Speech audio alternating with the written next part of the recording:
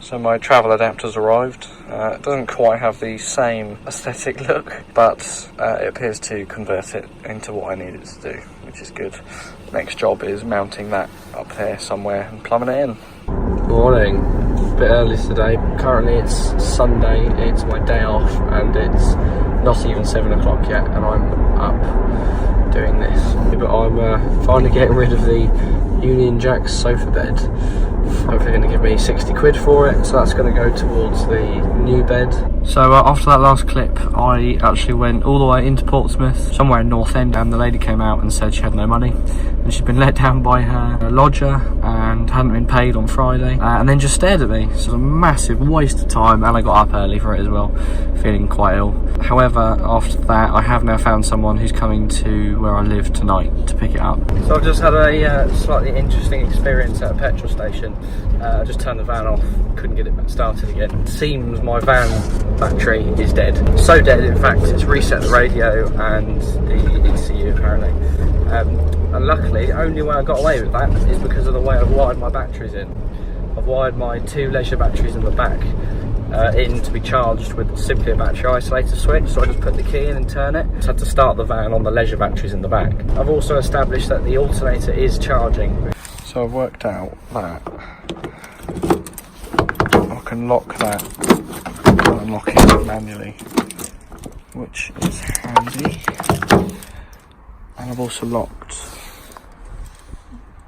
the passenger door manually. I've locked the side door manually, and the back one's the only ones that aren't locked. I could turn the battery on and lock that, but I'm nervous, so I'm going to leave it. So I nearly left site. I've just had a fantastic idea, but that involves me opening up everything again.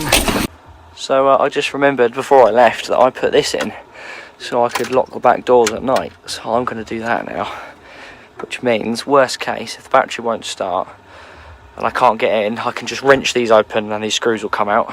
Right, so last night I came up with a banging idea. I'm going to steal this battery from my bank in the back and use that to start the van, because it happens to be the right size. It's a 110. In fact, it's actually too big. It's actually quite big, but that'll be fine. What I'm going to do in the long run is probably replace that with a bigger, fresh, brand new leisure battery for the back, but I don't need this particular setup for the winter, so I've got a few months to sort that out. And also I want to make a new cover for it, because this is just shocking.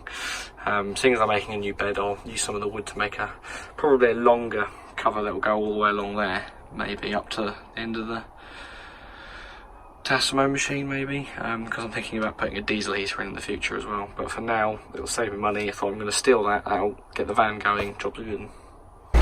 Welcome to day 2 of about with batteries. So as you can see here, well, there's a battery. It's not new. I got given this by a friend I work with, who works with boats. It happens to be exactly the right spec. It even says Renault on it down there somewhere. It's 110, perfect. Just plugged it in. He said it might need charging, but it has started the van absolutely fine. So I think it's all good, and it even fits with the bracket underneath, which is amazing. So now, that's the old Duff battery. That's the second battery from the aux system, which I'm going to put back in a minute. Then we've also got that battery, which appears to be fully charged as well. So I might make myself a big battery bank. That one's a bit Duff. That one I put down to 6 volts a couple of summers ago, and it's never been the same since. And give this a bit of a tidy up. This is what I've achieved this evening. I have put in another different battery along with that one, which I've had previously. That's the original one, reduced to 6 volts a couple of summers ago. Hasn't been the same since. It sits about 12.4, 12.2. So I'm going to try charging it and see if I can maybe save it. But I think that one might be done. So I've got a new system now with a combined voltage of 12.8. Which is good. It's been charging for a little bit, but it seems to be holding at that, so that seems better than the other one. And then I have done a temporary installation of a new inverter with its dodgy looking plugs. I've just held that in with a bungee for now. I'm probably only going to cable tie it ever, but I wanted to try my TV with it, so I'm going to plug that in, see if that works. That's just clipped on underneath. That needs a bit of tidying up. But for now that will do. I reckon probably going to make a new one of these because that is awful, as you can see. Look at it, it is shocking. It's hidden by the sofa normally, but we don't have that anymore, so I might make a new one. The stretcher's a bit further out and can just be the electrical bunker, or maybe I'll incorporate all this into the new bed design, which is going to be across there, maybe, I don't know. But for now that gets me back to where I was. I just need to buy the wood now.